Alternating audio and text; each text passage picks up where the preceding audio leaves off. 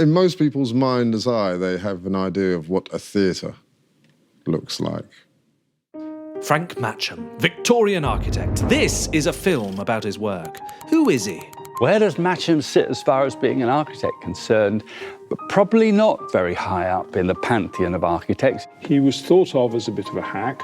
They're not seen as being architecturally correct. Amusing, I think. They are a mishmash of different styles.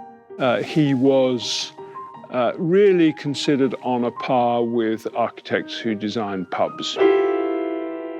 They completely missed the point. Which explains why a crowd's gathered in Leicester Square to see Roy Hudd, off of 90s TV show Common as Muck, unveil a plaque with Matcham's name on it.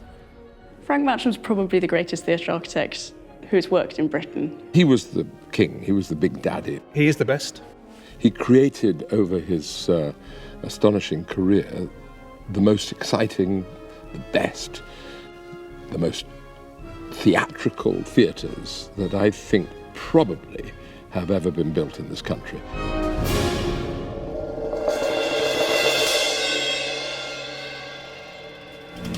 Frank Matcham was born in Devon in 1854, and in proper Oliver Twist style, he left to find his fortune in London. He got a job as a junior in an architectural firm and got his big break by marrying the daughter of his boss, and then his boss died. That was in the 1870s. Which was the time of the music hall or variety theatre. Here's Simon Callow, whose own great-granddad ran a troupe at the time, to tell us more about it. Well, I mean, what you saw was pretty well everything. Comedy, dancing girls, little dramas, acrobats, the clowns, clog dance champions. People were baffled by the universe, which kept them sort of exploding all around them. There is an inherent surrealism about music hall. It's sort of liberated from logic in the great English nonsense tradition. All of that popular nonsense had to be housed somewhere, and Matcham was the man to do it. He built 120. 150. 160 theatres all across the UK. So what made him so successful? Well, a big part of the reason is that they look stunning. Later on in the 20th century, people got all into black box theatres so that nothing would distract from what went on stage. I think that's mistaken. Frank thought that was mistaken too. He stuffed in model angels, velvet curtains, golden balconies, painted ceilings, Indian tigers, seashells, Greek gods. That's what Othman meant at the beginning when he said... In most people's mind's eye, they have an idea of what a theatre looks like. Chances are, when you hear the word theatre, you imagine a Frank Matcham one. But it turns out that theatre folk think that Matcham's specialness goes deeper than that. Big dog theatre architect Tim Foster reckons it wasn't just about decoration. It was about geometry. From the point of view of an actor, there's never been theatres quite like the ones he created. In short, according to this lot, the acoustics are freakishly good. You can be heard at every level. It wraps itself around you. Wrapped in a warm hug. Embraced by the audience. Can be seen from every seat. Sounds cosy. Simon talks about special mysterious energies for a while, then settles on... You've got this odd feeling of maybe 2,000 people in front of you, and there's just you on the stage, but you feel immensely powerful nonetheless. On top of that, the theatres were also madly inspired.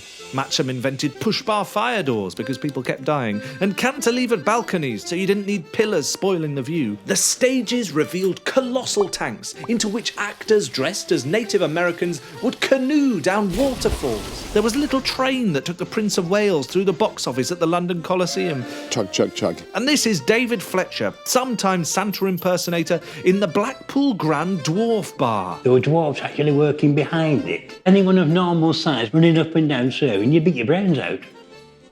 Ah, yes, use dwarfs. Frank Matcham died in Westcliff-on-Sea in 1920, and they built a horrible brutalist theatre opposite his final residence in Southend. Unfortunately, as ever with these things, it took people too long to work out that his theatres were more than just mad follies. So they turned them into bingo halls, and then knocked them down. So this is an image of Matcham's Lewisham Hippodrome in southeast London. This is the big, slightly imposing part of the theatre itself, and this rotunda is where the box office was.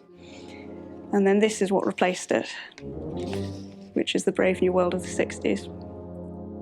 Now there are 24 left, out of an original 120. 150. 160. But as Shakespeare, via Simon, said, Thy eternal summer shall not fade, nor lose possession of that fair thou owest. so the ones that are left are hopefully here to stay. Anything to add, Simon? All kinds of astonishing energies and joys and tragedies have been unfolded in these purlieus. That is part of what makes the theatre extraordinary. It gets into the walls of the theatre. You really mustn't banish all those ghosts. They're very important to us. So Frank Matcham's theatres are what you think of in your mind's eye, but they also pretty much sum up the opulent, theatrical, clever and slightly mad world of the Victorians. In many houses, drama finds a place. Ever the thousands of our English race welcome the advent of we sons of art who show the passions of the human heart. Yet few the houses reared with such matchless skill as Matcham's work. His praise the world shall fill. Bombastic rubbish.